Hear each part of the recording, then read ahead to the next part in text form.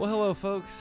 It is back to me, Spencer Bennett, and I am hosting Fully Immersed again, as Lane Calder is back out on his special assignments, so to speak. But yes, welcome back to Fully Immersed. This is episode 14, I think. Happy Halloween to everybody. This is coming out a week early, but it's going to be our Halloween-based episode about the history of haunts and the haunt business, and Toby's going to talk about some of his childhood memories of building his own haunts. Some of his first experiences with themed entertainment were building haunted houses at his own house. Fun fact for everybody. Yeah. But yes, of course, I'm joined by Tobias and Spencer. What's up? Go Dodgers. Yes, go Dodgers. In fact, where I don't. Was there another baseball game? I can't remember. But no. Yeah, no, Game one is on Friday. Yeah. Yeah. There's no other baseball game. But yes, like I said, welcome back to Fully Immersed. We're talking about haunted houses. So it's October, obviously. If you're watching this, you can see my shirt is of Widows from Not Scary Farm. And if you were looking at our Instagram stories or our TikToks, you would see that Toby and I were at Six Flags Magic Mountain's Fright Fest and Not Scary Farm last weekend. I made my mostly annual, except last year, pilgrimage back to Los Angeles and slept on Toby's couch and went to all the haunts we could for the weekend. I got to see Lane, too, working on some of his stuff, and do Delusion and Haunted Hayride, which were very cool, but this episode's probably going to be more centered around knots, as they are kind of the originator of this whole crazy world of Halloween events, specifically haunted houses, but in general, the Halloween event in theme parks. So we'll start there. I alluded to it last week that I, when I went to college at Chapman University in Orange County, that I was obsessed with the Knott family for quite a few assignments in my minor of creative and cultural industry. So I researched Walter and Cordelia Knott quite a bit and the history of Knott's Berry Farm. And when you really dive into Knott's Scary Farm, originally Knott's Halloween Haunt, it's pretty fascinating that most of the staples of the haunted house started there. So 1973 was the first Knott's Halloween Haunt, and it was an idea from Bud Upson, I forget his name always, but his name is Bud. He was like the Knott's Imagineer, so to speak. Bud Hurlbutt. I was off a little bit. Hurlbutt. Yes, Love Hurlbutt. Gotta hurl that butt, baby. Yeah, gotta hurl that butt. Hurl it back. He came to Walter and had the idea of after hours Halloween event. And it wasn't too scary for the first year. It was kind of more just lighting and having kids come trick or treat and kind of more like silly. It was hosted by a like late night horror movie in quotes, kind of like a late night Vincent Price type character named Sinister Seymour, who hosted the event for a number of years. But yeah, it was kind of more of a after hours trick or treat kind of spooky but fun Halloween event. And then Bud had the genius idea of dressing up in a gorilla suit on the Calico Mine ride, which he created also with the Knott family, was his idea, scaring people. And it was that kind of rush of scaring people on the ride that kind of started this whole mess of wonderful mess of the Halloween haunt. Is the 73 date, is that when they were doing the trick or treat, or is that when he decided to put on the gorilla costume?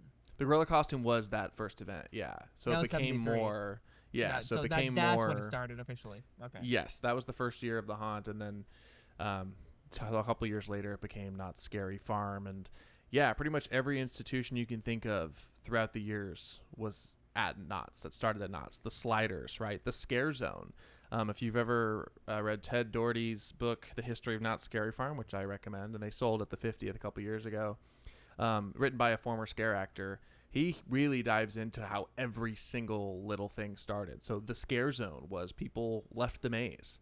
There were monsters who were being paid. They were on the clock, and they had the idea of going outside of a maze around in front and scaring guests that way. That was the beginning of the Scare Zone, which is a pillar of the haunted event at theme parks. Yeah.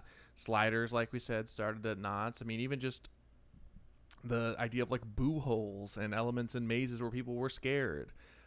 The air cannons, the hanging, like pushing through, like hanging things from the ceiling, like all of this started there.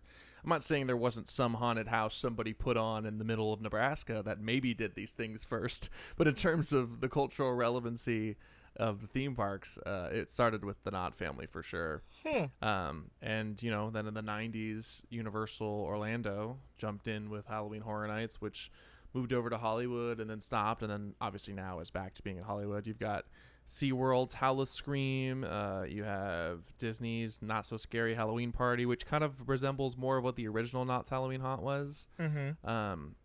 But yeah, I mean, all of this started there, so it's pretty fascinating, and when it's pretty rewarding to go to Knott's Scary Farm and kind of see that.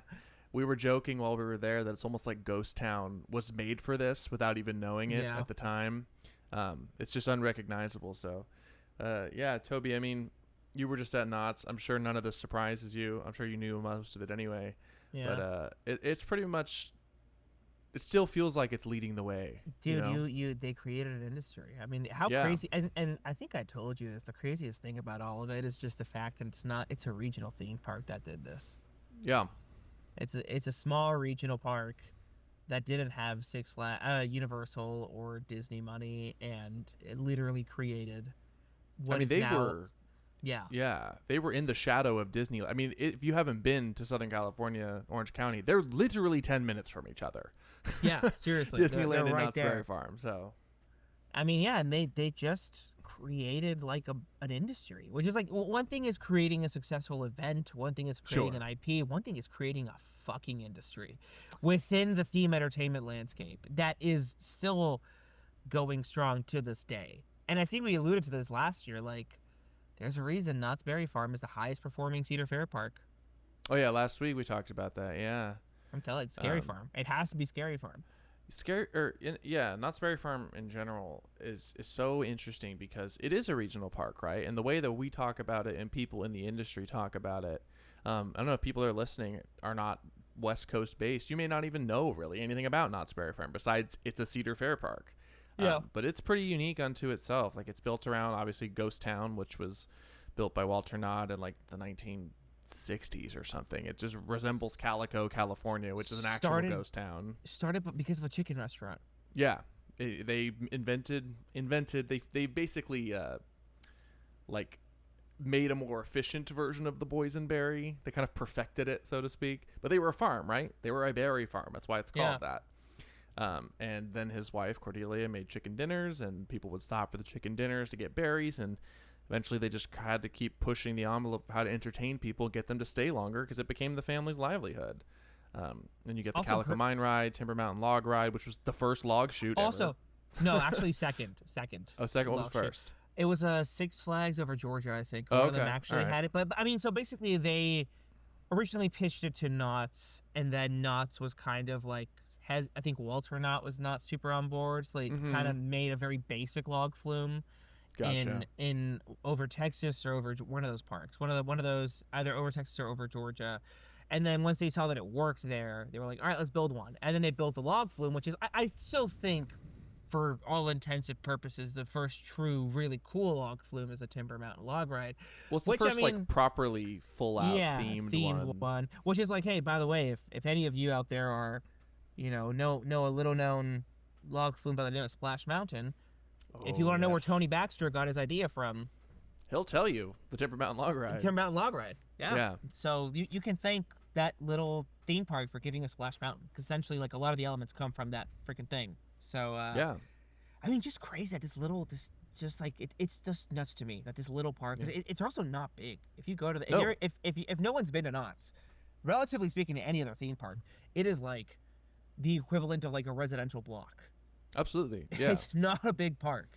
No. And then it obviously, it benefits from being in Southern California, but it's small, yeah. And it like I said, it kind of exists in Disney's shadow, and kind of, if you really think about it, the reason it's survived this long was the Halloween event, was Scary Farm, was the Halloween haunt. I mean, this was carving out like we said last week, makes like 60% of their revenue just in October. You've carved out such a unique lane, especially when you're in competition with Disney, which is never going to go that direction. Anywhere, yeah. Never going to go that direction with horror. It's genius. And even like we just talked about Timber Mountain Log Ride, the Timber Mountain Log Ride Halloween Hootenanny, which was unfortunately closed while we were there, that was the first Halloween overlay to an attraction too, which is a thing Disney does as well. So this little berry stand started pretty much the Halloween everything in the themed entertainment industry. It's pretty amazing. Fucking love Knott's, man. Good yeah, on them. and even now, I mean, they still push the envelope. You know, last year, or the 3 years ago, the Bloodlines maze, right? Like, this was a really inventive idea to have almost like a laser tag Halloween haunted house. They did actually it work? did that. No. They did that before. They did that before with like a zombie house they had. But that was that. They're just. Man, they are so creative, and I think they know it. I mean, the funny thing with Knott's now is, like, you know, despite being the inventor, I think a lot of people think they're playing second fiddle in Southern California to Horror Nights. To Halloween Horror Nights, yeah. Which is I guess not maybe, true. I think maybe in terms of attendance, because Horror Nights is just... Actually, I don't even know if that's true. Because Horror Nights is such a name at this point, but... Well, it's the IP, right? And Knott's more history for you. It used to use IPs not officially. There were like years where Freddy Krueger was part of The Hanging, and they like would name him Freddy Krueger. They did Freddy Krueger mazes and whatnot that they weren't allowed to do, which is pretty funny because it was never, like we said, it wasn't Disney or Universal. It was just like whatever. It's just like Knott's Berry Farm, right? I'm sure every person who's listening to this has like been to their local pumpkin patch wherever they live. And, you know, sometimes they put it in like a train ride or a hay ride or whatever. And you can I like to visualize like, this is how that was. Yeah. Like, people will say things like, oh, you know, pretty soon or one day it's going to be like Disneyland. I don't necessarily think that's the comp. I think the comp is it's going to be like Knott's Berry Farm. Where like these farms build out until they start building roller coasters and like full on attractions and hotels, you know. And now Knott's it's basically the whole industry of the city of Buena Park is Knott's Berry Farm. Yeah, it is. So it's pretty amazing history, especially the history of the Scary Farm, obviously, but just the history of the park and the family. So if you ever, like I said, want to read about that, The History of Knott's Scary Farm by Ted Doherty is a pretty great book. They really are the little park. The little park that could. Yeah, little park that could, and they claim they're the world's original theme park, which I don't think is true. Like, they were around before Disneyland, but they weren't a theme park. They were more. They were like a roadside. When did Ghost Town open? I think it was the first thing they built, and it was why people would stop. Like I said, it was designed after Calico, California. Well, that was after the Chicken Dinner. Chicken Dinner was just so busy that they had to like fucking do that. God, Ghost Town was built in 1940. So they came before Disneyland, 15 years before Disneyland. And it was a tribute to the pioneers, which included Walter Knott's own grandparents, who came to California in a covered wagon from Texas in 1868. Dude, God bless you, Knott's Berry Farm. Yeah, so this is what we're saying. We're like, yes, I don't know that you can quite say it was the first original theme park, but if you don't think Walt Disney was inspired by Ghost Town when making Frontierland, you're wrong. Yeah. It's quite well documented that they, as we said with Tony Baxter, there's been quite a few things borrowed by the bigger people from Knott's. But if you are in this industry or know any people in this industry, Knott's the reverence is extremely high. If you are not in this industry and somehow found our podcast because you were bored and this name sounded cool and don't know anything about theme parks and live in like not in SoCal and never heard of Knott's, I'm sure you have seen their cookies or their jams somewhere because they are everywhere. They were in Boston when I was in school over there. You can still get Knott's cookies. So they sold to Smuckers and they're not actually in stores anymore, which sucks. No, when I was in Boston and I missed home, I would just get some Knott's cookies and be like, but they were like obviously everywhere, and that like it's funny to think about, but that was their primary form of business for a long time. And now they've, like we said, the family sold to Cedar in the 90s and then sold the cookies and jams and whatnot to Smuckers. Like they, you know, as most family businesses do, you sell things off, you diversify and whatnot. But yeah, I mean, like you said, the little theme park that could. But we're talking about Halloween. So we were at Knott's Scary Farm this year. We didn't go last year, unfortunately. We try to go every year, but the 4 new houses from last year or the 2 new houses from last year and the 2 this year are some of the best haunted houses I think I've ever done. Maybe the scariest one. Like, they just always find a way. And every year I go to Universal Orlando and I go to various smaller events that maybe some of us and co-hosts work on. Shrug, who knows? Wink, wink. And those are great, but when you're every time you're at Knott's, we mentioned that Lane works on. Yeah, and you also did. I for do. somebody else. Yeah. But every time you go to Knott's, it's just you're like, oh yeah, this is really kind of a league of its own in terms of the creativity and the cleverness and the actors and just the dedication. It's really something so special. Good. Yeah. I mean, this year, what do you have? You've got. We can talk about last year's Widows. What a fun house! Yeah, last year was Widows and Eight Fingers 9. Yeah, well, both. I mean, Eight Fingers 9, just a dark fairy tale house. Fucking twisted, man. Scary, fucking terrifying. Very scary. Yeah, and I'm wearing my Widow shirt, like I said earlier. I mean, they're also just like so clever in their ideas. Like Eight Fingers 9 is clearly kind of a send up to like pagan kind of boogeyman, witchcraft kind of monster folklore, and then Widows is like a pun. It's literally an old folks' home for widowed older women, which is inherently kind of sad on its own. And then also it's like spider monsters, and there's a giant spider old lady monster at the end, and it's just like whoever thought of this is so fun. Like how clever and creative. Zach Kruger is his name or something. He's he's amazing. Good on him. And this year, fucking Christ, Bloody Mary. Everyone knows it. Let's have fun with it. Yeah, I like the lore that they're that she's the sister of Sarah Marshall. That's another thing we could talk about. The interconnected storytelling of these houses is basically like a cinematic universe, but in a theme park. It's bizarre. Yeah, our buddy who listens to this, Mike. Yay, Mike. Yes. Shout out, Mike. We went to Not Scary Farm with Mike. Skipper Mike on Instagram. Check him out. Did you know that he had a front of the line pass and he just didn't use it to hang out with us? Oh, what a sweetheart. Isn't he amazing? I love that guy. Yeah. But yeah, he told us that there's a grimoire in every house. Almost, we didn't realize that. And the grimoire is a house. That's the book that summons all the evils, that makes the houses, that makes Scary Farm happen. That is the witch. So there's a witch named Sarah Marshall who cursed Ghost Town, and that's the whole history of Scary Farm. She was the one in the hanging in the beginning. They always hung Sarah Marshall. And she has a grimoire, a magic book, kind of like Hocus Pocus, the book, my book. Like the witches got their book. And this is the story of Not Scary Farm. All these houses, we learned from Mike, have a grimoire in them. And it wasn't like, oh yeah, he said it. No, we saw them. He pointed them out to us. And they're also in prominent locations within the story of each house. It's amazing. I mean, they're not just like a hidden Mickey. It's like, oh, it's right there, and I never would have thought about that. Yeah, it's.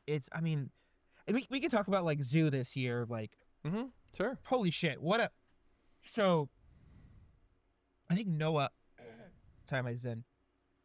Talked about this on the podcast. Yeah, Zoo is a house that they just do. Lights off. Give you an old like dying flashlight as your only form of light in this house. And it's like it's a zoo with the power off.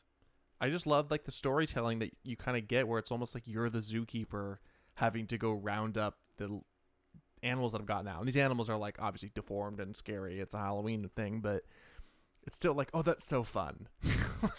and you know what? It is fucking scary. It's super scary. Yeah, it's terrifying. You're like, oh, I'm flashing my light. I can't see anything. And there's an actor. And there's an actor. And there's a really creepy animatronic. That just shows you us IP haters here. You don't need IP to make a good house and make a world-class event. Goddamn, that event is every house. And I mean, the actors, goddamn, do they put their whole everything they fucking do. Yeah, I mean, we did the buffet, which we talked about before, which is basically you get a buffet at Mrs. Knott's restaurant like 2 hours before the park opens, and you get like an extra hour early into Scary Farm effectively, or a half hour, but it's it's a substantial amount of time.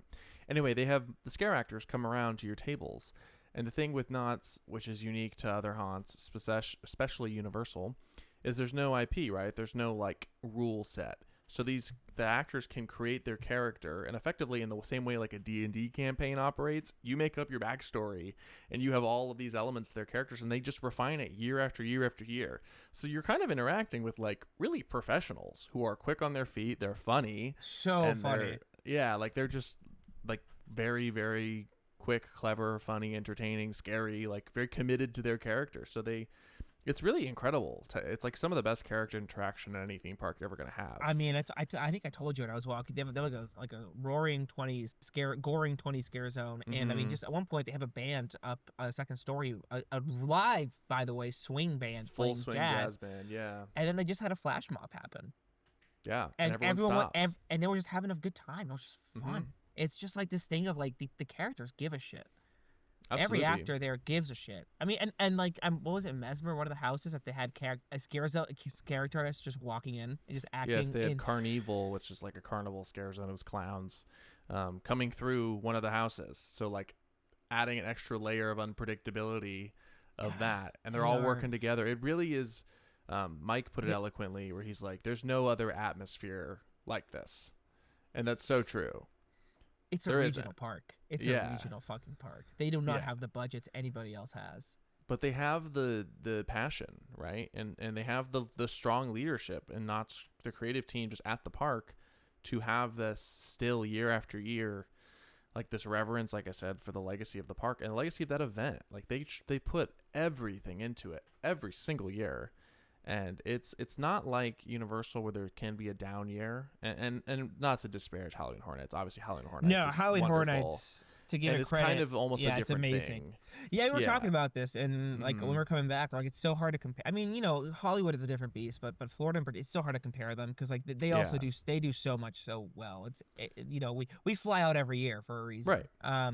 Right. But yeah, they're like such movie different quality mazes, versus with Knott's, like obviously the production quality of Knott's is like pretty much there too, but the overall event feels like anything unlike you can experience. Like, and I would say Six Flags Fright Fest was surprising that it felt more like Knott's than it did Universal. So good for them on that.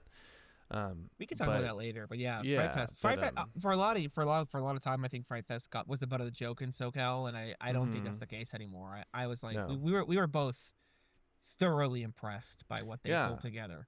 And maybe that merger is rubbing off on them with their neighbor. I really hope so. An hour up the street or down the street. I really hope that keeps going because, like, you know what, if I'm Six Flags and I have probably tied for first one of the best, if not the best, haunts in the country, I'm gonna learn from them. Take what I can, yeah, absolutely. Take what you can. Especially in the Southern California market, which hyper competitive for Halloween events and theme parks. Absolutely. Yeah. But no, I mean, like, there's just the ambiance of Knott's. As an event, it's the best Halloween event in the country. I don't really think you can't find. I mean, it's also because it doesn't have the problems I think that Universal does with being so popular. It's popular, but it's not unmanageable. Well, you're not dragging in the, I hate to say, like, mainstream crowd, so to speak. Like with stuff like 5 Nights at Freddy's, Jason, Fallout, even WWE. Like, you're pulling in people from different worlds versus, which, like, to be fair, to give Universal leadership their flowers, like genius, right? Genius. Like, I don't love it. Stupid amounts of money, and they love the crowds. Yeah, I'm not a FNAF fan. I've never watched WWE thing in my life. Fallout is fun, but I wasn't. this year, like, I was most excited for Terrifier because I love B-movie horror. Oh, Terrifier, duh. That's a huge draw. Yeah, but you know what? Good on them for, like, not just knowing what works and working. I'm sure their team, because they don't own some of the license like that. Like, yeah, they own Five Nights at Freddy's, but they don't own Fallout's Amazon. Last of Us a few years ago was Sony. Terrifier is just Damien Leone being a genius at what he does. Yeah. Jason is whatever I don't know what fucking Jason's whole. I think the company's called Jason Universe now.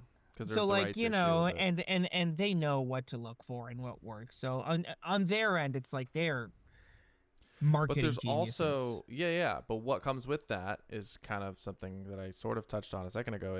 Is the restrictions, the kind of boundaries of the IP of these actors are portraying characters that people have an association for, whether it's on screen or in a video game.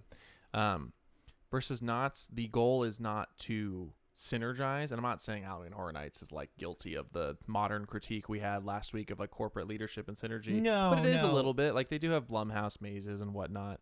But Knott's, the purpose of every house is just maximum scare and creativity. And fun. There's not, like, a level of, we're doing this also as a partnership, like with Five Nights at Freddy's. Like, that house, you had your thoughts on it. I liked it, but it was very clearly there because Blumhouse did a movie, which is Universal, and they know it's going to do gangbusters, right? The video game is insanely popular. With Knott's, like, they're selling the event on tradition and, like, this annual like, tradition, and also just the word of mouth, like of the houses being cool concepts. The separation between the two of them is like, I think Knott's is the Halloween haunt in the purest form. Sure. Knott's is you want Halloween, you want the best haunt in the country. Yeah. Knott's, you want to walk through movies. Even the originals, right? You want to walk through like you want to, and this is going to Horror Nights. Like you want to walk through movies, whether it be an IP or an original house. You want to walk through a fucking movie where everything is at that level of like detail and at that level of like precision. You want to walk through a goddamn movie as a haunt. You go to Horror Nights. You want to find the haunt in its purest, fun, goofy, scary form. You go to Knott's. That's why, like you're saying, I've always tried to compare Florida's and Scary Farm, be like, which one is the best? And I don't think it's possible. They're just so different. They're two different things, yeah. And they both know what I try to do both.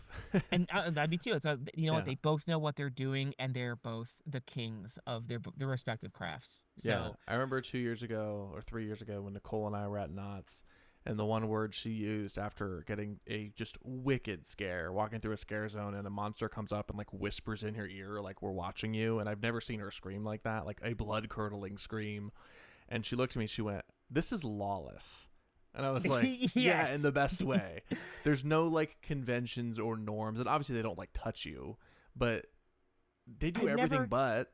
I've never seen. I mean, Ellie has done Horror Nights with me like 4 times and never gotten scared. You saw her at Knott's. She was scared, yeah, for sure. She got scared. She got. You know, she got. There's also pretty just damn a feeling of Halloween too. That's better. I'm telling you, it's the haunt. As you said. You want the classic.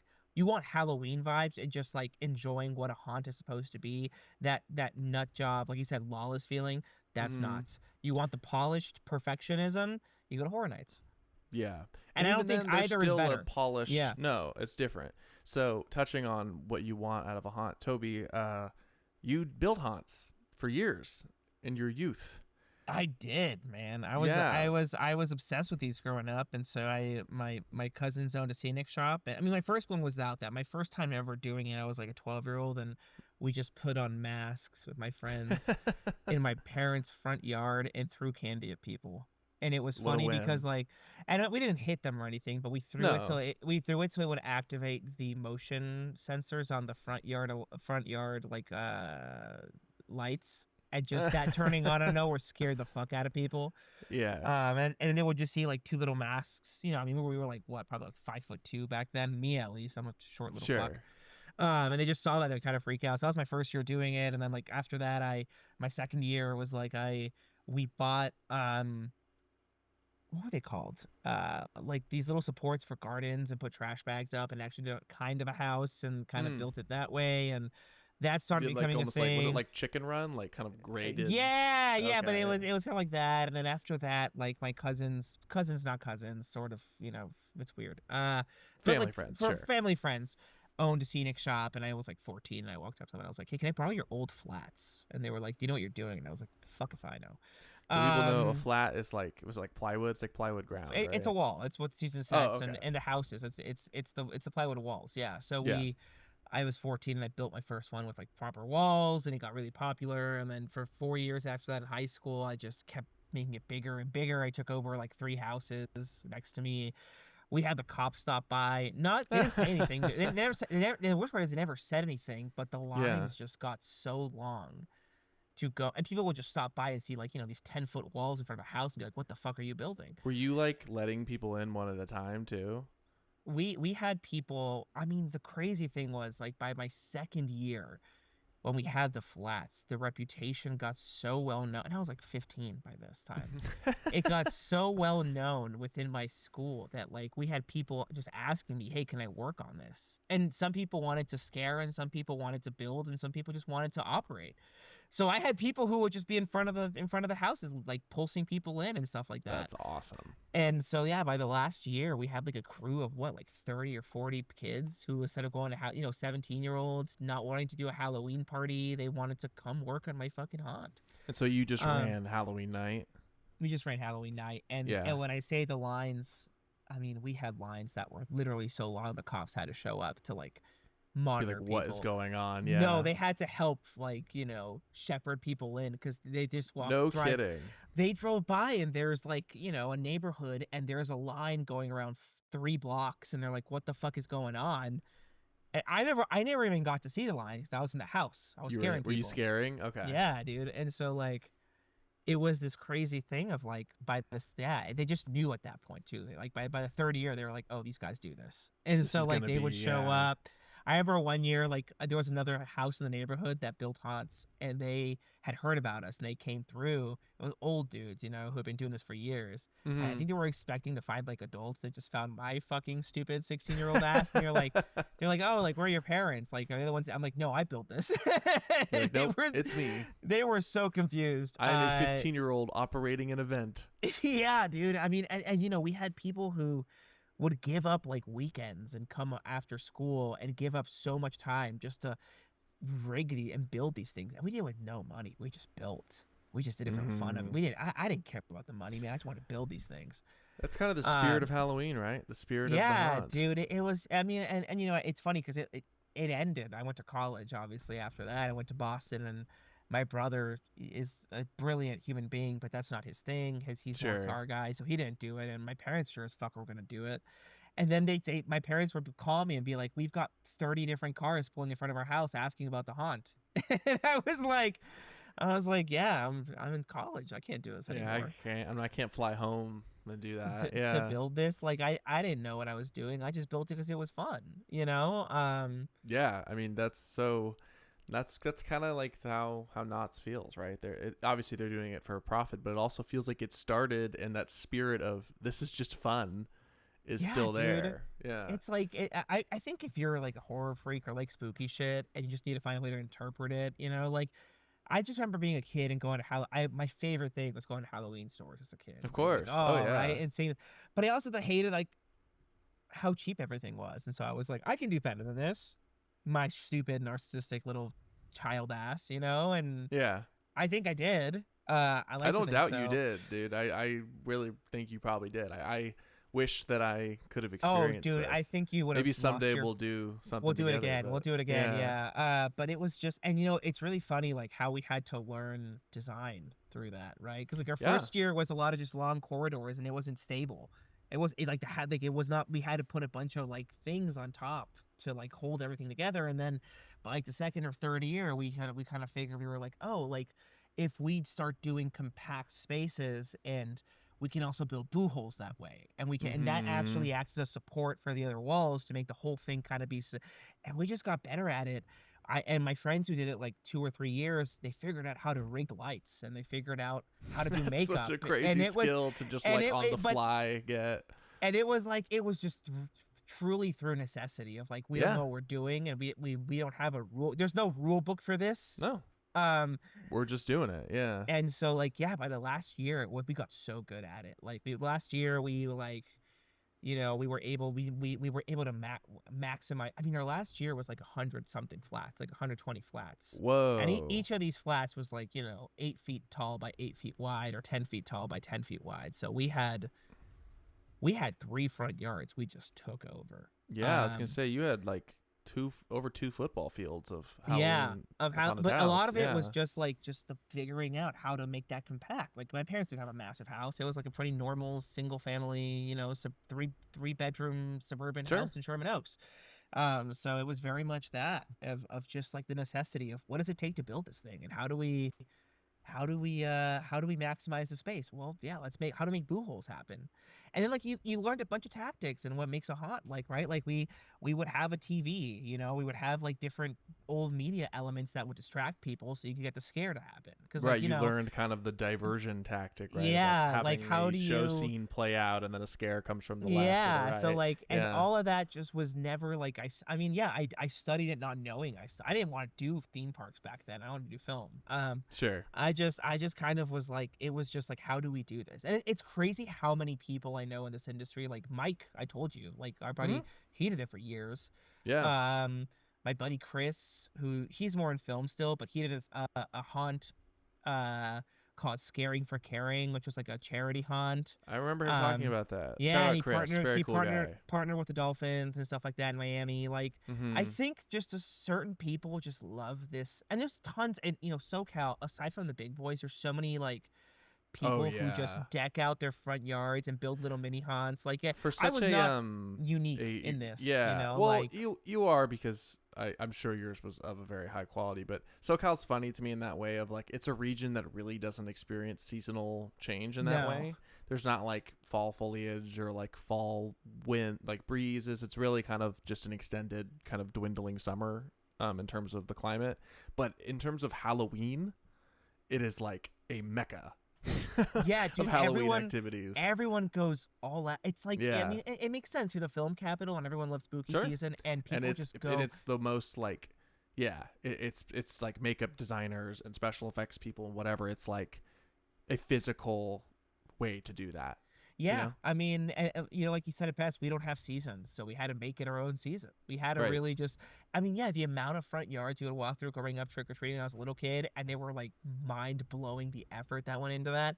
Oh, like, it was like, these people, like, if you love this shit and you love Halloween, like, you know, you go, you know, if you just loved themed anything, theme parks, themed entertainment, like, you just, we kind of said it before. I think in our first episode we said this is like the purest form of it.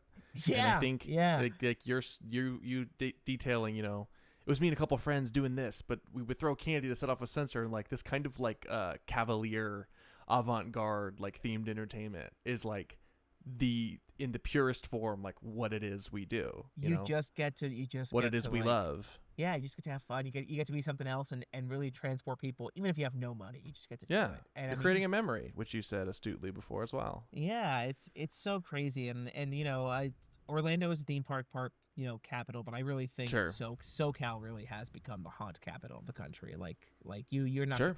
We've got so many, and even outside of the haunts, man. Like there's like, I think it was Boney Island was one that was here in Burbank for years, and they would, that was like an ex-Simpsons animator who just loved haunts and just used his money to build stuff. That. Yeah, you know. So like, I don't know. Haunts are immersive theater. And they are people. There's just also 17th Door or whatever, which is the crazy one we've talked about before, but that's in Southern California too. Yeah, they just, I don't know, man. People, you have so many talented people living out here, and you know, it's a good way to say it. Yeah, I think it's the one time a year where it's like you get to do something not for a job, right? Like I mean, you know, we all for the love work of the jobs. game, right? You do it for the love of the game. You do it because it's just so fucking fun. Because like, come on, what else do you get to be an adult and scare children, and it's okay? That's a great way to put that. Right? Like, what else do you get to send like a little 10-year-old crying to his mother, and his mother's like, good job, not like, I'm gonna call the cops on you. I think even beyond the scaring, it's storytelling, right? It's love of storytelling. And I'm curious with your, you know, did you have a like narrative for yours? Oh, yeah. Did you have like set pieces? Like what were some of those? First year was clowns, obviously, easiest one to do. Easy, yeah. Were you doing like circus, like blacklight paint, anything? Blacklight, the fuck out, nice. Man. Second year. What was the second year? Second year was like some kind of cult or something. Okay. Yeah. And then third year, we like built into that and like made it like the origins of that cult, where we had elements from everything somehow built in. You had like you did a little universe building. Yeah, I did. We really did. The third year was like the second year was like a what's my buddy now, he lives in New York. He's a Broadway drummer. But he used to do this with me.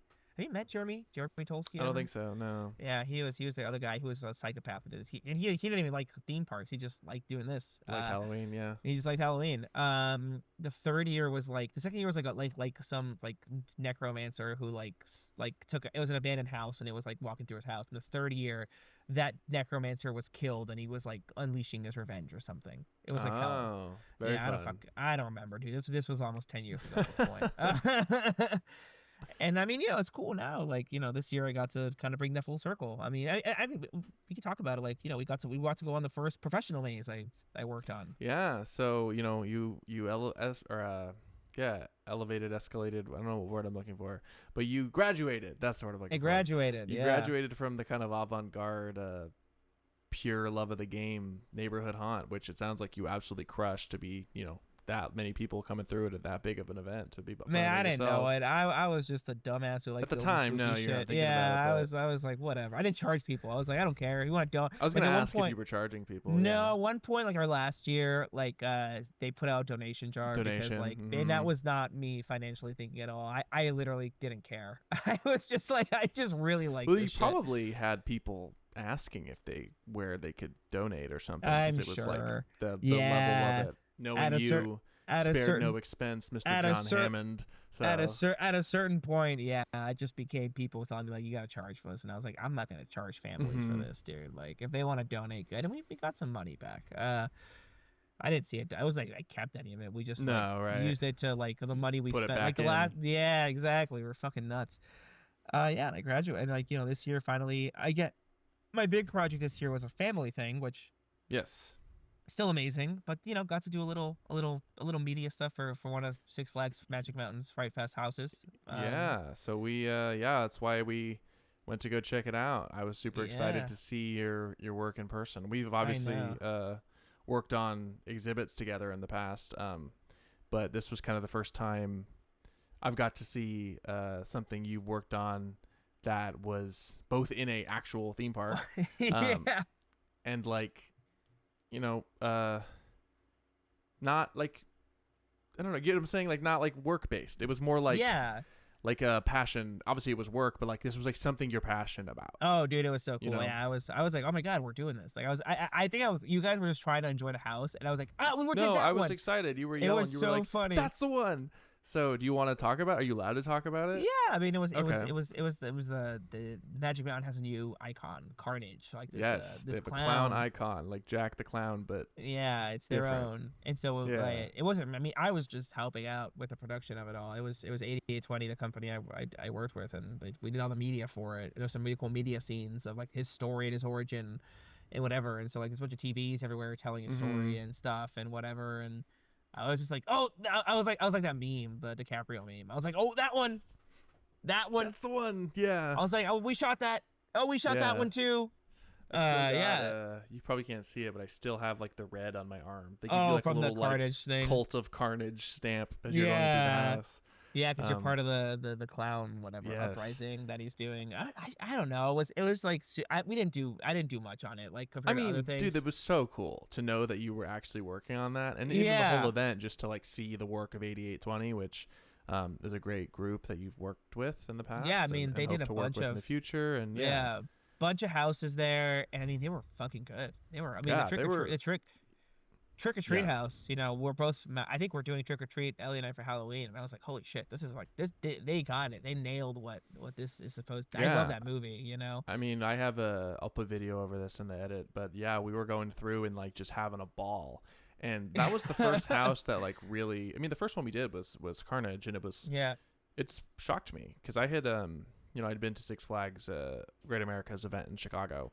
And what I said to you at the time was, the scenic is actually pretty good, but there's just not enough actors here. I just think that park doesn't see the attendance to justify the staffing to like really, get to a Knott's Universal tier of like scares constantly. Yeah. But with Magic Mountain and its location, and with the quality of 8820 and your work, it was really surprising. And we are speculating with no information that maybe they're getting influenced by Knott's, but you can maybe see it in some sense of like the quality was just high, and there were great scares and like cleverness. Like we talked about the house Condemned. Oh my god! Earlier. I mean, we didn't do anything on that one. That was Six Flags, this team. But like, holy crap, was that a creative? I mean, all their front houses, whatever, Vault 666, whatever Revisited, or whatever the fuck it was. Condemned and something. Truth or Dare. Truth or Dare, which was fun. Damn, too. Truth or Dare was so fun. Yeah, it's like they I think forever they were like, they're Six Flags, whatever. And then like they really were like, okay, hold my beer. Yeah, we don't have the budget, and you could tell in some parts it was like, oh, they don't have the money for this, and they're like, oh, but we're gonna be super creative about how to scare you with that. Absolutely. And be really. Like it's like we're not gonna do black hallways, and if we have to do a black hallway, there is a show, there is a store. I mean, Truth or Dare had a bunch of black hallways, but the whole premise of that is that you're backstage for like a reality. You're in a game soundstage show. going from set to set, right? And so like it felt part of the story. And I mean, yeah. Condemned. It's not. I don't know who's listening that's gonna go. They have a whole section where you have to walk through drywall. Yeah. So Condemned, the story is you're going through a condemned haunted house.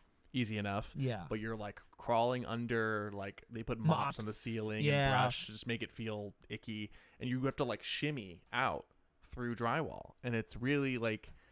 It's horrible. It's not, like in the best way. In the best way. Yeah. It's horrible. It was like I was like, I'm uncomfortable. I'm genuinely. I hate this. It reminded me, like I said, of Knots, of your work, like that avant-garde kind of love of the game spirit of let's do something really clever. What if we made them shimmy out? Like there's not like a scene from the movie you have to experience. Or, no, it's like we have to be creative with this. You got to be creative and like find ways to I hate the word gimmick, but like get your gimmick. How's this gonna gimmick? Yeah. Operate? And sell itself, dude. I mean, yeah. They just, dude. You and I think you and I, especially because we have done other Fright Fest before. Yeah. Years ago. This was years ago. Like, correct. Yeah, I mean, I didn't Magic Mountain like when I was like 12 or 13. Mm-hmm. I was like, it was very different. I hadn't gone for a while, and then I was like, all right, let's check it out. I worked on this. I met some of the people there, and they were all really nice and really seemed to give a fuck. So I was like, all right, let's see what they have. And I think you and I were just like, what the fuck? This is good. Yeah, this is really good. Yeah, this is really good. Yeah, this is like they care. They really put the effort into this. I mean, even when I was working. I didn't do any of the over Texas stuff when I was over there doing you worked on the children's thing. The children's stuff. I got to do some of their houses. And then this one tiki house, and I thought it was such a I mean, basically, like, what if White Lotus was a haunt? Right. And it was so funny. That's a great pitch. Yeah. And the scenic was spectacular. Like, I remember walking through that house and being like, holy shit. Mm-hmm. What is... I don't know, man. I think they... Maybe now that they're co-owned or they've seen the success Knott's has and see that you can do a really good regional haunt. Yeah, they were like, all right, fuck it, let's do it. And like, even just by virtue of being in the same marketplace as Universal, Knott's, and Disney. Even Disney has a seasonal Halloween event that's extremly popular. Yeah. So I mean, dude, I had done Fright Fest before and I never saw it that big. It was busy. It was busy. It was super busy. It was very busy. And they staffed their houses really well too. Like it was not like none of the houses were missing. It was like, no, wow, they didn't skip. It was good. We're getting got real good. So I don't know, man. I don't know what they're doing. I can take like 2% credit for what I did. But the rest of it, like everybody from the vendors to the entertainment. I mean, just great job. And you know what? Yeah, they're not Knott's obviously, but they're not a 52-year-old haunt. Right, they finally, no. I think There's they not finally 52 years of wisdom and creativity and whatever to build upon. Yeah, but they're you know what? their way. I have done a lot of haunts in my lifetime, and I've seen a lot significantly worse than that one. Oh, absolutely. And like I said, it reminded me of Knott's, which is the biggest compliment I could give Which is them. like, yeah, dude, especially the originals. Like, goddamn, they really it's like a Knott's light fun for sure. And I would say they pair well together if you're gonna do two of them. You know. I cannot wait to see how that haunt continues to evolve. Absolutely. And what because like genuinely, I think we both walked out of the last house and we're like, what the fuck? This was really good. This was really good. Yeah. So I mean, even their use of IP, you know, they're obviously the weakest house was probably Saw, but even then it was like, and that's not even their fault. That's just like that's a hard haunt. I mean, I well, that's what I was gonna say. Is I think it's like some things don't translate in that way. Yeah. And I think that probably working with Lionsgate in the studio, you know, there's the beats you have to hit, which we talked about with Halloween Horror Nights, which is, you know, you want to see the big scenes from the movies, which is great, and it's kind of a different thing altogether. But if you don't have the, you know, the soundstage and the movie props and everything, it's harder to I don't even. You know, I think I told you this when we were leaving. I was like, I did the Horror Nights versions of Saw, and I was like, it's just hard. It's like, because that one is like so much of it is just like the pressure in the movies of like, is this person going to escape this trap? And when you really have 2 seconds to convey that scene, it's like, oh, I know that scene, and that's about it. It's more like you're a viewer of it than you're in it. I think if you're going to find a way to make that work, which I'm not even sure is possible, you've got to like, the premise has got to be you're in one of the traps. And I don't know how you do that with a because haunt. there's with even a the traditional Saw base. attraction in UK. It's either Oh yeah, Saw the ride. Yeah, is it Dorney or somewhere? Alton Towers. Alton Towers. Or is it Alton Towers? I think it's Alton. Yeah, I think it's Alton Towers. It's one of the... Or which was the one? The other one that's owned by the Alton. There's two that Alton. Hold one on. of them. Fact check. Where's Saw the ride? Because I think Alton has Smiler, and I think they're the same kind of ride. So I might be the other one. That's why I don't think Alton Towers has it. I think it's Dorney. Let's see who's right. Saw the ride. Thorpe Park. We're both which wrong. which is this, but it's the same company that owns gotcha. Alton Towers. Thorpe Park. Yeah. But even that one, it's like, there's like a blade that comes down, and it's like, oh, this is a little bit more, I guess we could do, but that's a difficult IP to adapt. Yeah, but I mean, everything, to no every fault other one, of their own. Every other one was great. Yeah. Yeah, I mean, Conjuring. Holy shit, that demon scare. Yeah, the nun scare was wonderful. And that was a really clever use of that IP for sure. I don't know, man. I just. It's where I've truly, I think, we complain a lot about the competition, like people not really measuring up. I mean, complain or not complain, we really got our golden age of immersive lands because of Disney Universal. Sure. And I think with SoCal, the thing is, like, now it's like Universal, Knott's, and everyone else is trying to catch up, and they're just getting better and better. No, I think you have like even in just and it's happening in Orlando too. Like, I've heard a lot of great things about Howl Scream through the years. I've heard a lot of I've heard of really good things. But I think Busch Gardens I've heard is a really good one. Busch Gardens too. Yeah, you're seeing a lot of like micro environment, like in just markets competition, like being more neck and neck. Like you said, we were surprised how busy Six Flags was. And granted, it's in Santa Clarita, it's a little more near the valley, kind of Grapevine, less so LA. So but you're still 30, but they're all you're 30 minutes. You're still 30 minutes from Santa Clarita to Universal. It's not you're that far. It's not that far. Yeah, exactly. And Knott's is good, no traffic, 30 minutes from Universal too. From Universal, so it's like you just have to compete, and just seeing. I think with Six Flags in particular, I was able to, at least with Magic Mountain, meet like the head of entertainment and the creative director, and see those guys just give a fuck, man. Yeah, those guys they're trying really hard. Those guys gave a shit. Like, you could feel it too. And you were like, oh, these guys are like, you know what? I'm sure like they knew that maybe had a reputation before, and you're like, we're gonna make this good. It's just scrappy underdog quality to it. Yeah, and they really like I've done a lot of SoCal haunts. And I told you I can easily say Six Flags is my number 3. Like I never thought I would say that, but they're not quite at Knott's, and that's not their fault. It's just because Knott's is so in a league of its own. Also, Knott's has the greatest advantage of all, which is the existence of Ghost Town does so much for the atmosphere of that park. That park is built for haunts more than a theme park. And it's funny because it wasn't, but it's almost like by virtue of them doing it since 1973. I mean, they hit their 50th anniversary 2 years ago. Yeah, that it almost feels like it was at this point because they're so good at using what they have. Yeah, man. I think just seeing this industry and how it's progressed and really I mean, just as long as you can start hiring these. We talked about leadership last time. I think, like I said, I got to work with these people at Magic Mountain. And like in the history of Knott's, Walter not trusting Bud. Yeah, dude. To do this, and it's now like, it's look at what it is now, and look at what these parks are starting to do. I mean, even with Fright Fest, I mean, like in Texas, like I think like they're starting to be like, hey, there are people who love this shit, and let them run this, let them build some really good stuff, and you are really just starting to see the rewards come from that, and I cannot wait till Six Flags, and Six Flags also, good on them. I think this is like the last 3 years. They got IP. Yeah. So I was thinking that, and I never said it to you, but I was thinking like this is kind of a funny little love child of Knott's and Universal in some elements of kind of like trying to do a little bit of both and like being pretty solid at both.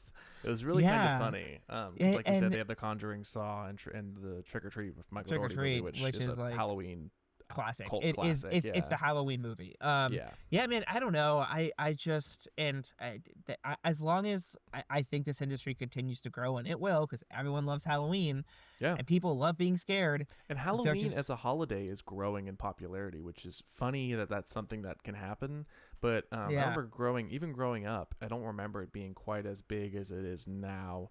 And I think it's by virtue of like Christmas people, you know, like people that love Christmas, like everyone who doesn't like Christmas. Everyone likes Christmas, but or like, Hanukkah. Or Hanukkah, you know, shout out half we're Jews. Our we're families, Jews. yeah. So it's but Halloween is like rising in popularity of like Halloween people. Like Nicole and I are Halloween people. Like our house I'm a Halloween. You're a Halloween person. Like, dude, like I you know, I have like spooky tattoos. You know, I have my like black cat. It's so funny. Like, yeah, I'm the kind of person who sees Christmas stuff in like November and in late October, and I get pissed off. But I see Halloween stuff in August, and I'm like, fuck yeah! Stoked. I was at Halloween Horror Nights in August this year. Yeah, I'm like, oh fuck yeah! I mean, you know, Christmas is funny because Christmas, I don't think Christmas people really have all that much to hide about. Like if you're jolly and happy the whole year, whatever, sure, you're a good person, have fun. I'm like, Halloween is when you can be a fucking freak.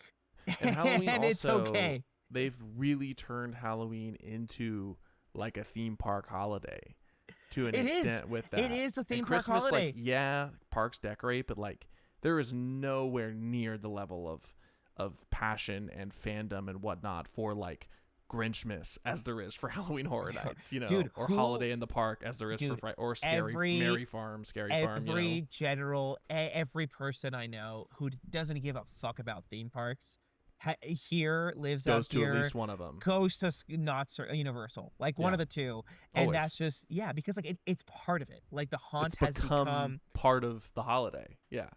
Yeah, it's like it's fun to be scared. It's okay to be scared. It's fun to be spooky. You know, you're seeing, you know, a lot of we talked about kind of the evolution of the haunt. I mean, you're seeing a lot of like cool intersection too. You know, this weekend I went to Delusion, which is something that happens in Los Angeles every year. Put on by this one really creative former or current like stunt guy who's just like loves Halloween. And he partnered with Lane's company. And he puts on this event called Delusion, which is basically like immersive theater, which is rising in popularity as well. There was a thing called like Don't Sleep or Never Sleep No in More. Brooklyn. Sleep No More in Brooklyn, which is a big classic, deal. yeah. Yeah, but this is kind of the horror version of that. And you're like going through a story beat by beat, like with different guides, and there's like storytelling, and you're climbing under beds and hiding, and like it's really this incredible intersection of a haunted house and an immersive play. And I think it's only going to keep growing. Not that event specifically, that event will keep growing too, but just the haunt will keep growing because think about how popular horror movies are. You know, horror movies have stood the test of time, and of every genre that ebbs and flows, the one consistent in Hollywood is horror. Horror Everyone will never likes die. Horror, will never die. Like, horror always has its place. And so I think you're seeing that now with this like we said, the growing of the holiday, but also the growing of the haunt in the themed entertainment industry. Like, it's a pillar. It's not just like a fun seasonal thing. Like, haunts are like full-on companies just do haunts. You know, dude, and make money year round. Who would have thought that the hayride here would be so popular? Or Los Angeles that Haunted Hayride, which was really fun this year. Good time. But like, there are celebrities there, and they're taking like pictures, and it's become like a tradition for people. And it's like, it's just a hayride. And it has some mazes, and it's fun, and it's spooky, but it's like, people just love this stuff. It's a park. I mean, it's a mini little theme park that comes Queen Mary's Dark yeah. Harbor. It's just it's an old creepy boat, and it's become a like Long Beach, dude. You want to see Long Beach's fucking like everyone loves Dark Harbor. Of course, yeah. Like people in that area, that is their pillar of Halloween has become Dark Harbor, and they have their lore and their characters. Dude, I don't know. It's just, and I'm sure if you were to like go to, I don't know, another region, like, I don't know, Ohio, or apparently Ohio is also Cleveland or something. It's like a big haunt city. I didn't know that. They have a ton of haunted houses in the Midwest. Oh, yeah. So, like, yeah, it's crazy. There's a ton in Chicago, too. It's become this thing. It's become this thing, and how cool is it to live in this era? There's quite a few up here in Seattle, too, like in the woods people do, which is such a fun idea. But, yeah. And you know what? Thank you, whatever whatever the fucking guy's name. Bud Hurlbut? Bud Hurlbut for because without him this doesn't exist. No, we would not be here. Thank you, Knots. Thank you, Knots. Thank you. Where do you think this could like? Obviously, we said it's branching out into immersive theater, whatever. I think Horror Unleashed. I was just about to say like that's really gonna be a test of like, can this break out into a year-long thing? Then does this just become an industry, like a new theme park? Right, a true horror industry, theme parks, horror attractions like that aren't just available in late August through November 1st. It's interesting because like I don't I don't know, man. It's tough because it's like, yeah, are you gonna go to a Christmas thing in September? I mean, or in like January? Fuck, not March. Are you gonna go to a Christmas thing in July? Like, yeah, but maybe. Can it not necessarily be tied to Halloween? I don't know. Can it break free of the tie to the holiday where, yeah, all these things in October still You know happen, what? Yeah, because there's some year-round haunts that operate even in LA and like Thousand Oaks and that stuff. There's a couple in Chicago that reopen for Christmas and they're like Krampus and other things. I think we're gonna have to just see. I'm really curious to see how Horror Unleashed goes and how they do. And if it starts doing well, I mean, yeah, man. I mean, why? They're already building one in Chicago, which, like I said, it is a pretty good market for Halloween stuff. That's the perfect but it's like, market. how does this go? You know, does it attendance spike this time of year and then really slow in June?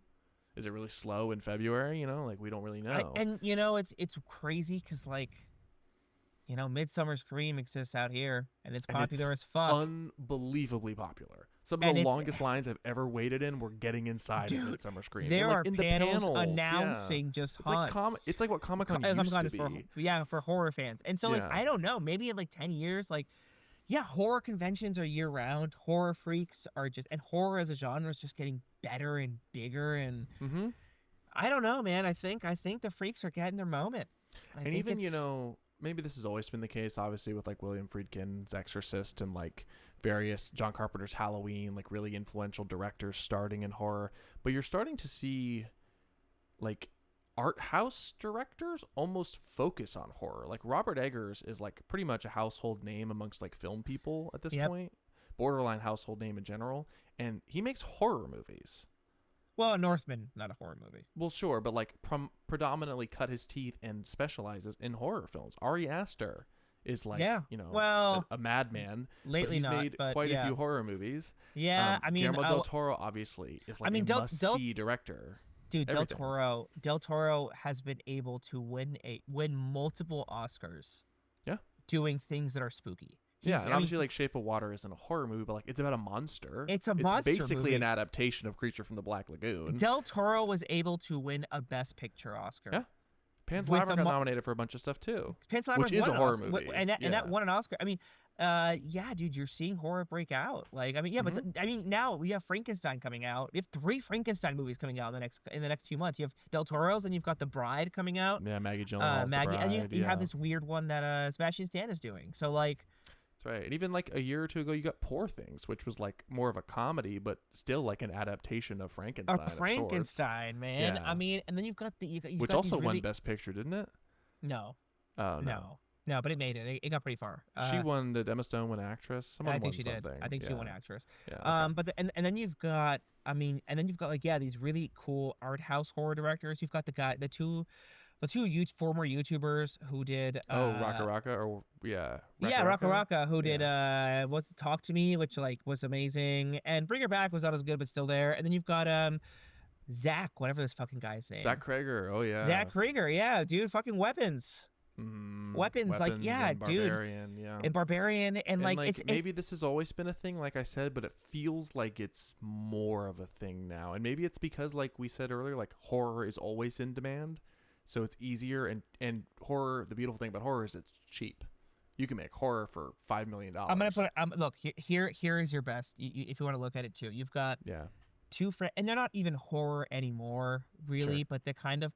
But Alien has seen a rebirth as a franchise, right? And then Predator. Holy shit, is that having a rebirth? How excited are we both for Badlands? Yeah. I mean, and you had this beautiful animated movie come out on Hulu that's Killer of Killers, fantastic, and then you had Prey, which is also amazing. So like, and these are monster movies, and they're having a mainstream rebirth. You've got one more. I mean, Terrifier on its own is like what. Who would have thought? Fascinating. Who would have thought a $25,000 no budget splatter flick that has no story, is shot pretty bad, the first one, but just has a maestro of practical VFX with like adult film level acting. Yeah, and it's just like was this phenomenon, and now it's become it won the box office, and it did it with $2 million and no studio behind it. And like we said, it was in Halloween Horror Nights. Like how much money did Damien Leone make signing with Halloween Horror Nights? I mean, dude, the guy owns it himself. Yeah. Like he is Like, living the dream. But I'm saying, like, this guy did not need a studio and created a horror icon, right? Yeah.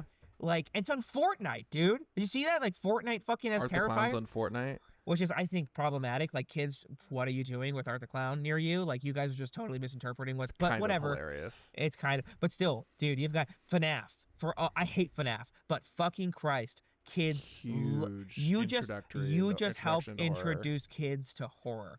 Absolutely. Leica, dude, Leica 2010s. Love Leica. Right? Yeah. Leica introduced. Shout out Leica, Pacific Northwest Company. Shout out Leica. Dude, kings. I mean, who thought you made Coraline and Paranorman? Paranorman's about to re-release in theaters. How much like impact do you see Coraline has? Like, people have Coraline tattoos. Coraline's all over Spirit Halloween. People fucking love Coraline. I love Coraline. Coraline introduced a whole generation of kids to horror. And like, fuck Neil Gaiman. Side note. Oh yeah. Fuck that guy. Fuck that guy. You know, but, fucking.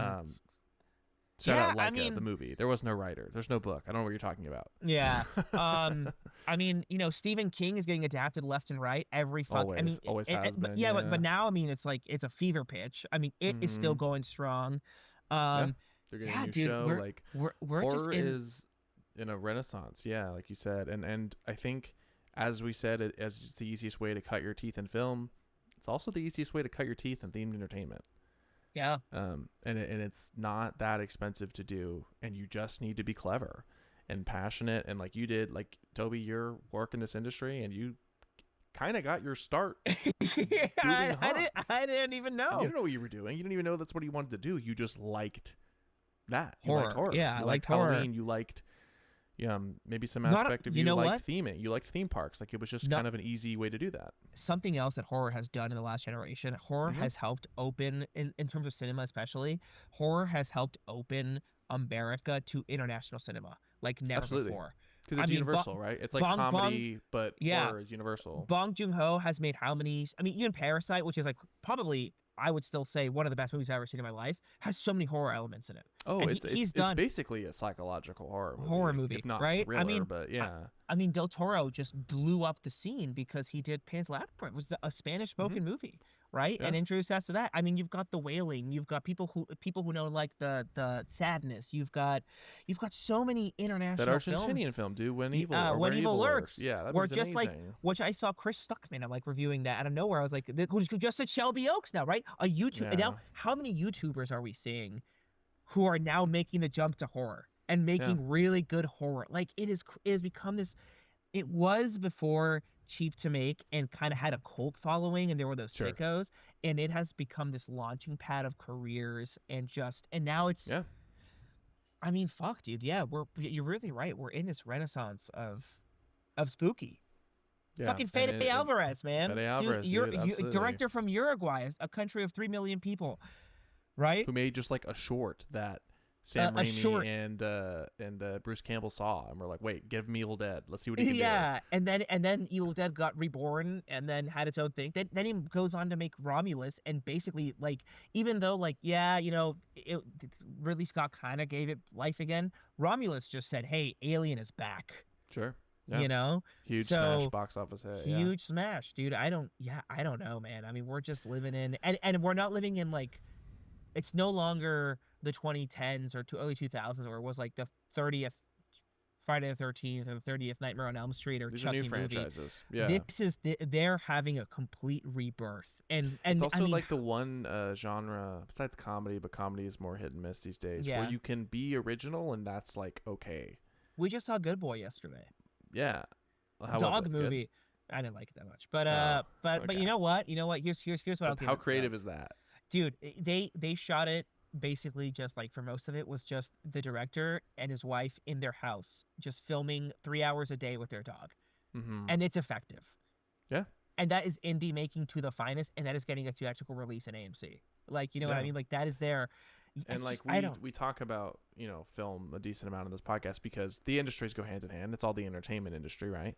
Like theme entertainment and film are very, very similar. That's why most people that you meet in this industry, a lot of them have film degrees, like or work in film, or work in film, or work in both at the same time. You know, like it's a very similar overlap of people that love storytelling. So If you were confused why we just had that whole diatribe, because they're one and the same. And I don't know. Yeah, it's really, like you said, like you can indie creativity, and it's also like the only way we're getting original attractions or in theme parks and original horror. movies and original movies. So it's the same thing. It's just an effective, popular, universal feeling. Fear. How creative and unique was Weapons? So much fun. Oh my gosh. Like so much fun. and just like and it wasn't expensive. Maybe for like $10 million, if that. You can't. I mean, fuck it. I mean, Jordan Peele, comedian, was able to find a completely new career and become a prestige director because of horror. Sure. Yeah. I don't even like love his films, but like I me very neither. much But agree. I can acknowledge it. Like he was able to find a career because of horror. So like I don't know. I just it's like the last bastion of creativity at this point. I think that we have, and that also makes money. But it's also like getting stronger. Yeah. Yeah. It is. It's kind of like that's a really interesting way to put it. And even in theme parks, it is the last bastion of like original, clever creativity. Like the thrill of going to Knott's and experiencing those new houses, or even just going through Condemned at Six Flags, was like, I felt that way in Monsters Unchained, right? Because obviously that aside, but I remember like the first time in a long time that I like that wonder feeling that you get when you're in something so amazing. You're like, this is so clever. And like going through Widows, I felt the same way. That's why I bought the shirt. I'm just like, this is so like dumb, but in such a smart, incredible way of someone realized the pun of widow and like a black widow and went, wait a minute. I've got the best idea ever. And it was. Dude, it is the best idea ever. What was it? It's like maybe one of my favorite haunted houses I've ever experienced. It was a blast. Dude, Dolls Let's Play Dead in Florida. Same thing in Florida, and like we talked about Knott's episode, but Universal, like same thing. Like, what a silly idea. Shrinking down the size of a doll, but it's fucking terrifying because you're a doll with a child. And you can be creative, and it like is still an investment that people are willing to make. Both theme park goers, and creative executives, and even like you can do indie themed entertainment if you can do a haunted house. It's hard. You can't build an indie roller coaster, right? Like it's not the entry level for our industry is it's a fairly high barrier of entry in that sense. Even so most of us cut our teeth in like traveling exhibits and stuff, like the stuff I worked in for the most part. But haunts, you can jump right in that way. Dude, just going off even before we get into even looking at film. I mean, the kid who made the back rooms. Oh yeah. That has a A24 contract now. He made a thing that just captured eeriness. What was it called? There's another one that was kind of like a YouTube, Skinamarink. Yeah, that's what I was. Skinamarink, yeah. which is like that thing probably cost $5 to make. Nothing. Yeah, he shot it with like baby monitors and stuff. And it dude, horror is like if you know how to scare somebody, and you can be smart. You don't need money.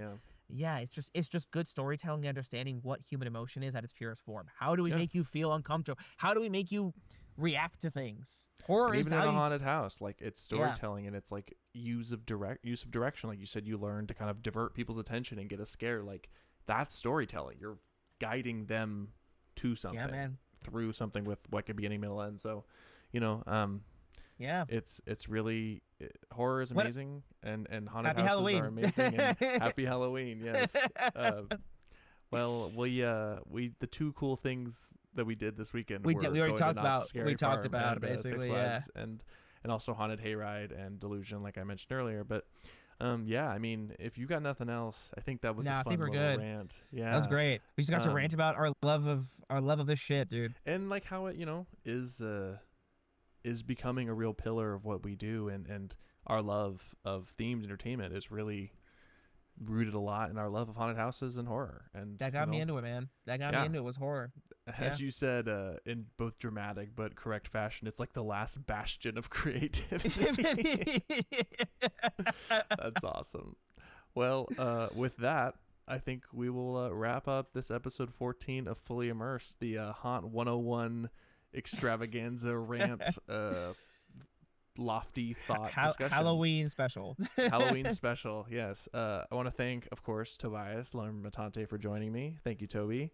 I thank you for letting me sleep on your couch this last weekend so we could do all these adventures together. Dude, let's have if Lane can't be in the next episode, he's busy as fuck, right? Let's get Mike on. Let's bring him on. Yes, I would love to have a guest on for next week. Let's bring Mike. Let's have him chat about some. He's a funny fucking dude. Yes, he is. Like I said earlier, shout out Skipper Mike. If he's listening, love that guy. Was so much fun to hang out with. True theme park fanatic. Yes, a true theme park fanatic and legend. Absolutely. Yes. But yes, if you're listening to us on Spotify, give us thumbs up, comment. I think you can comment on Spotify now. Follow us, spread the word, share to your friends. If you're watching on YouTube, subscribe, like, share. As Lane said, middle fingers. If you're we're on TikTok at Fully Immersed Pod. We're on Instagram at Fully Immersed Pod, where we posted stories and fun little shorts from our trip this weekend. And if you liked what you heard, spread the word. And thank you again for listening to Fully Immersed. And we will see you next week with Skipper Mike. I'm calling it. He's coming on. We're figuring it out. I'll text him right now. I'm like, Mike, you're coming on. What do you want to talk about? We'll figure it out. All right, everyone. Thanks so much. Bye-bye.